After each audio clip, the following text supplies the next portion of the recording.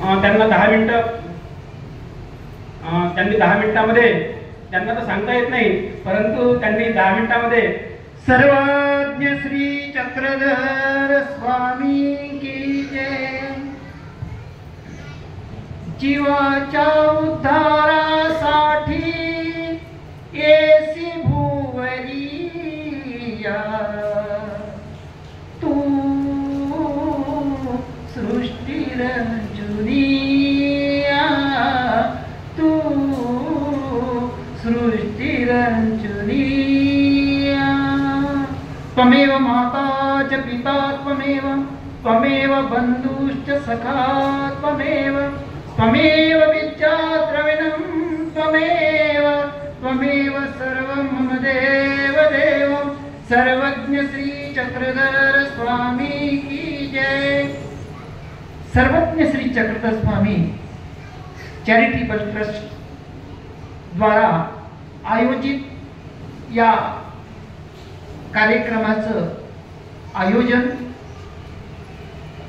आणि अशा पंचअवतार उपहार, त्याचप्रमाणे या ठिकाणी होत असणारी ही धर्मसभा, या मंगलमय धर्मसभेचे अध्यक्ष परमपूजनीय आदरणीय श्रद्धेय परमार्थ साधना मानभाव आश्रम श्री क्षेत्र मनसर येथील आदरणीय श्रद्धेय मम हितक्ष महंत श्री खंदारकर बाबाजी, त्याचप्रमाणे ज्यांच्या शुभ हस्ते या ठिकाणी दीप प्रज्वलन करून ही धर्मसभेला सुरुवात झालेली आहे, असे श्री क्षेत्र मौदा निवासी आदरणीय श्रद्धेय महंत श्री कृष्णराज बाबाजी येणेकर, त्याचप्रमाणे परमपूजनीय आदरणीय श्रद्धेय महंत श्री भाविकराज बाबाजी, ज्यांचं नुकतंच या ठिकाणी प्रवचन झालेलं असे परमपूजनीय आदरणीय श्रद्धेय महंत श्री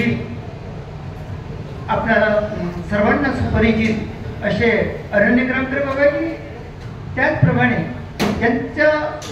ज्यांच्याकडून आपण एक तरुण कार्यकर्ता म्हणून ज्यांचा उल्लेख केलेला आहे, चांगले वक्ते आहेत, मार्गदर्शक आहेत आणि यूट्यूबच्या माध्यमातूनही धर्मप्रचार प्रचारासाठी त्यांचं फार मोठं योगदान आहे, असे आदरणीय आमचे प्रणव दादाजी। बंधूंनो,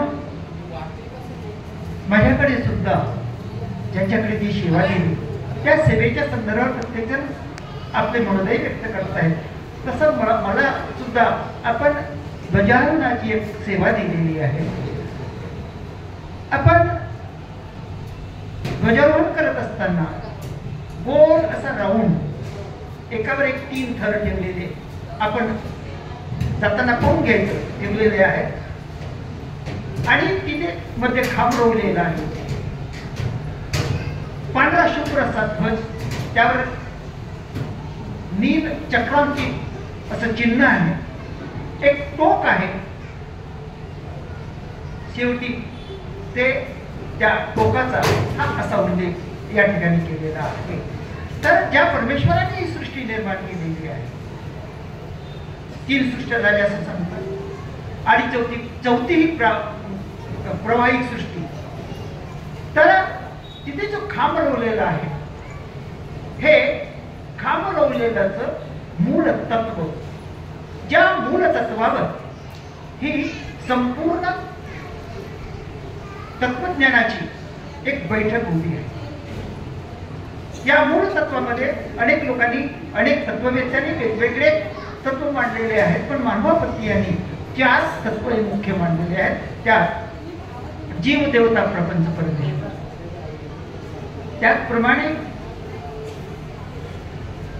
परमेश्वर प्राप्तीचे, परमेश्वराच्या असन्निधानी आपण आहोत, तेव्हा परमेश्वर प्राप्तीसाठी काय, तर परमेश्वर प्राप्तीसाठी आपल्याला स्थान, प्रसाद, भिक्षुकवासनी याची सेवा सांगितलेली आहे। स्मरणाच्या संदर्भात या ठिकाणी उल्लेख झालेला आहे। स्मरणाच्या संदर्भात बोलत असताना ते कसं करावं यासाठी निर्वेद, अनुतापन, सोच आणि आर या प्रकारे करावं। शिवाय तो प्राप्त करण्यासाठी असंविधानी परमेश्वर आहे, त्याचं असंविधानी संविधान कसं असेल यासाठी आपल्याला परमेश्वराचं प्राप्तीसाठी आपल्याला संघ जवळीक सेवा आणि संविधान या माध्यमातून आपल्याला परमेश्वर प्राप्त करून हे जे सर्व आपल्याला सांगितलेलं आहे, हे कायसाठी सांगितलेलं आहे? हे मूळ रोख रक्कम, मूळ रोख रक्कम, त्याची चिल्लर जे म्हणतो आपण ते तुम्हाला तुमच्या पद्धतीने करून घ्यायची आहे, आपल्या गुरु सुहृदांना विचारून घ्यायची आहे, कारण वेळेअभावी त्याचा विस्तार करू शकत नाही. तरी एक सोपी भाषा आपण सांगतो, जीवदेता प्रबंध परमेश्वर म्हणतो, त्या सोपी त्याची भाषा कशी आहे?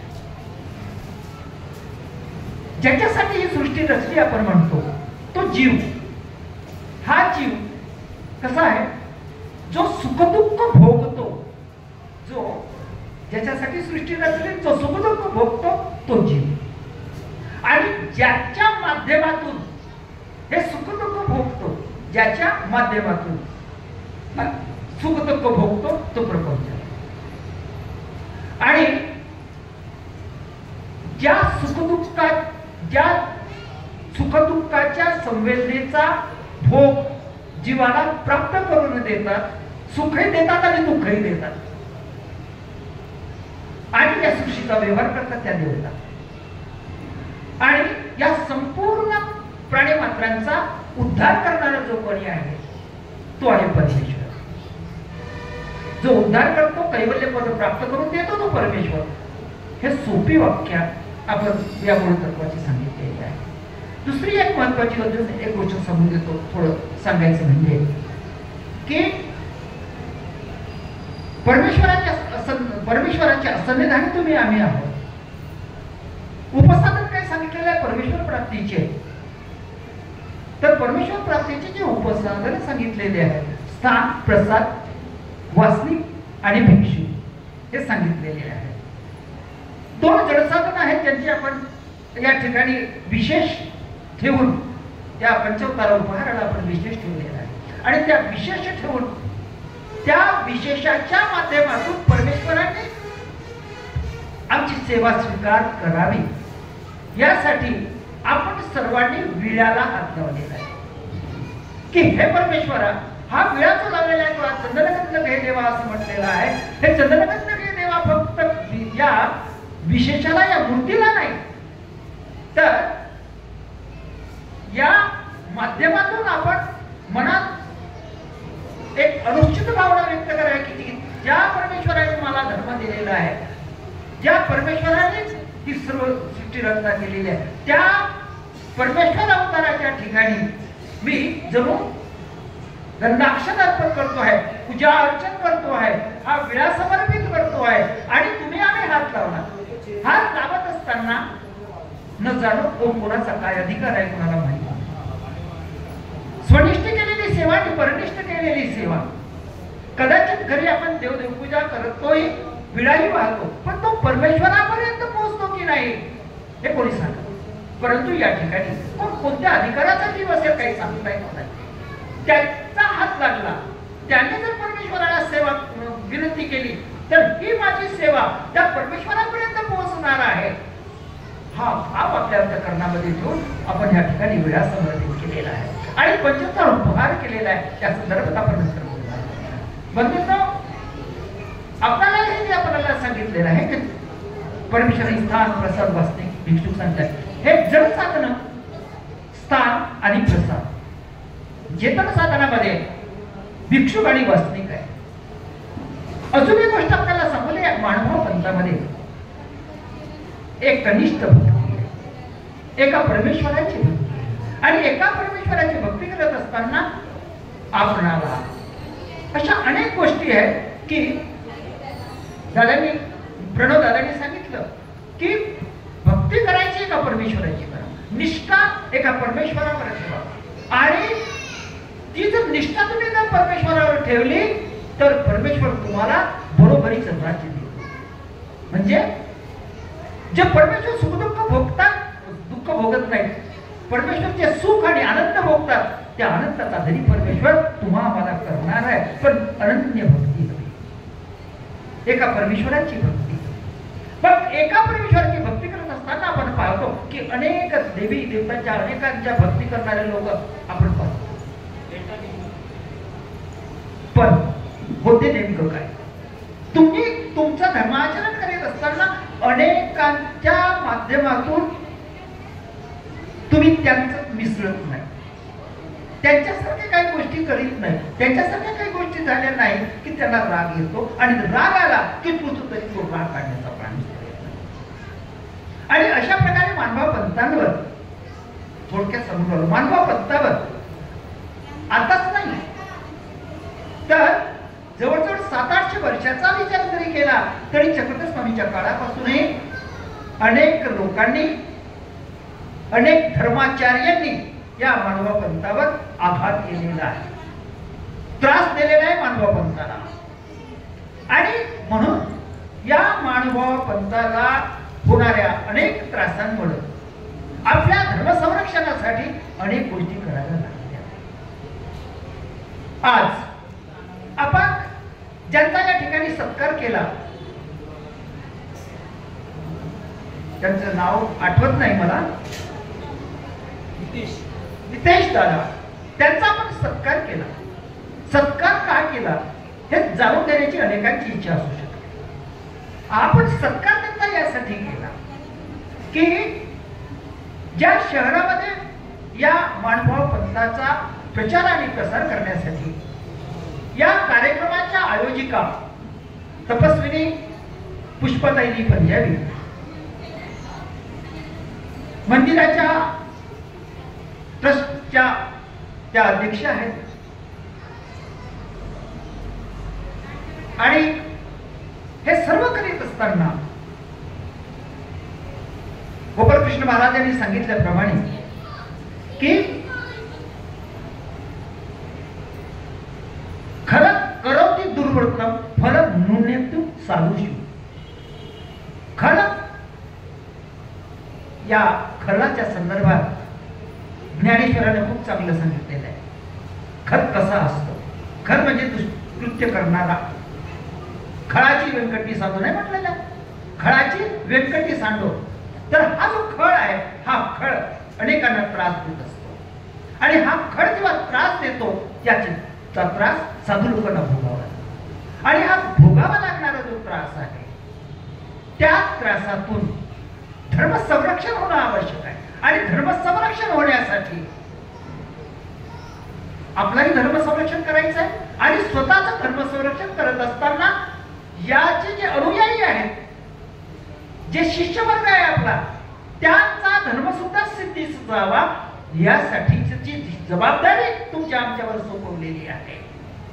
ती जबाबदारी पूर्णत्वास नेत असताना ज्या खलवृत्तीच्या लोकांकडून त्रास होतो त्या खलवृत्तीच्या लोकांना कुठंतरी जबर बसावी आणि आपला धर्म सिद्धीस जावा यासाठी त्यांना स्वरक्षणासाठी काही गोष्टी कराव्या लागतात आणि त्या करण्यासाठी अनेकांचं सहकार्य आपल्याला घ्यावं लागतं. कधी राजकीय लोकांचं सहकार्य घ्यावं लागतं, कधी प्रतिष्ठित लोकांचं सहकार्य घ्यावं लागतं. आणि तशा प्रतिष्ठितांमध्ये आमच्या ज्यांचा आपण सत्कार केलेला आहे, काय नाव सांगितलं आपण त्यांचं?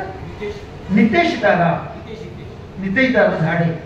तर ज्यांचा सत्कार केलेला आहे त्यांचं सुद्धा फार मोठं योगदान या ठिकाणी प्राप्त झालेलं आहे आणि म्हणून त्या व्यक्तीचा या ठिकाणी सत्कार करण्यात आलेला आहे. दरवर्षी आपण पंचोपचार उपहार करतो, धर्मसभा घेतो आणि त्या धर्मसभेच्या माध्यमातून तुमच्या आमच्यापर्यंत परमेश्वराच्या नामाचा, परमेश्वराच्या कार्यकर्तृत्वाचा जेव्हा आपण उल्लेख करतो, जेव्हा त्यांचे गुणगौरव करतो, ते जे चांगले गुण आहेत ते चांगले गुण साधू संतांमध्ये त्यांनी त्या गुणांचं जपणूक केलेली आहे. त्या गुणाच्या माध्यमातून धर्म संरक्षण केलेलं आहे आणि अशा प्रकारच्या साधू संतांचा समागम किंवा साधू संतांचं या ठिकाणी एक मेळावा निर्माण व्हावा, साधू संतांनी या ठिकाणी उपस्थित यावं आणि मार्गदर्शन करावं यासाठीच्या शुद्ध भावनेतून या धर्मसभेचं आयोजन या ठिकाणी करण्यात आलेलं आहे आणि यासाठी अनेक साधुसंत या ठिकाणी उपस्थित झालेले आहेत आणि यांच्या माध्यमातून हा धर्म तुमच्यापर्यंत ही जी धर्मध्वजा आहे ही धर्मध्वजा त्याला 4 कोपरे आहेत आपण म्हटलेलं आहे आणि 4 कोपऱ्याच्या संदर्भातील 4 वस्तू कशा आहेत ते ठोकळवाने तुम्हाला सांगितलेलं आहे ते आपल्या गुरूंना विचारून त्याचं आपण विश्लेषण करून घ्यायचं आहे वेळेबावी ते शक्य नाही फक्त एवढं सांगतो की आपण काहीही करू शकत नसतो तरीही मी ज्या मार्गाचा मी ज्या पंथाचा आहे ज्या परमेश्वराचा मी आहे त्या परमेश्वराचा जय जयकार जिथं होत असेल ज्या परमेश्वराचं स्मरण मनन चिंतन ज्या आश्रमात किंवा मंदिरात होत असेल त्या मंदिरामध्ये जाणं त्यावर काही लोकांकडून त्रास होत असेल त्याचं संरक्षण करणं यासाठी कमीत कमी बाकीचं काहीही नाही करू शकला तरी कमीत कमी परमेश्वराचं नामस्मरण चिंतन करणं आणि त्या मठमंदिराला भेट देणं हे आपलं आपल्या उपासकांचं महत्वाचं कर्तव्य आहे आणि हे महत्वाचं कर्तव्य आपण जर पार पडित असू तर तुमची जी धर्माच्या संदर्भाची जी वेल आहे धर्माच्या संदर्भाची जी वाढ आहे ही धर्माची वेलीची प्रतिकारकता अशी वाढत जाणार आहे आणि ही वाढत जाणारी धर्माची प्रतिकारकता अत्युच्च अशा शिखरावर ज्या टोक आहे वरती ध्वजाला ही कैवल्य पदाचं टोक आहे ह्या कैवल्य पदापर्यंत जाण्यासाठी आपल्याला या माध्यमातून तिथं जायचं आहे आणि ते पद आपल्याला प्राप्त करून घेण्यासाठी ते अत्यंतिक सुख प्राप्त करण्यासाठी अत्यंतिक आनंद प्राप्त करून घेण्यासाठी तुम्हा आम्हाला अशा सत्संगाची गरज आहे आणि अशा प्रकारचा सत्संग या ठिकाणी ही धर्मसभा आमच्या तपस्विनी आई पुष्पाताई यांनी याचं आयोजन केलेलं आहे आणि धर्माचा प्रचार प्रसार करीत असताना आजकाल टीव्हीच्या किंवा मोबाईलच्या माध्यमातून इंटरनेटच्या माध्यमातून त्याचा धर्म प्रचार आणि प्रसार व्हावा हे प्रचार प्रसाराचं फार मोठं चांगलं महत्वाचं साधन आहे आणि या धर्माच्या प्रचार आणि प्रसारासाठी परमपूजनीय आदरणीय श्रद्धेय केशराज दादाजी या धर्म प्रचार प्रसारासाठी दैवन्य दत्त गीता या गीतेच्या माध्यमातून तुम्हाला सोप्या भाषेमध्ये भगवद्गीता सांगत आहे तुम्ही आम्ही ऐकतो आहोत हा एक प्रचार आणि प्रसार होतो आहे हे सुद्धा एक प्रबोधन आहे आणि या प्रबोधनासाठी दादा अतिशय प्रयत्नशील आहेत प्रयत्न करत आहेत आणि त्यांचा सुद्धा फार मोठा सहभाग या कार्यक्रमाच्या माध्यमातून आहे आणि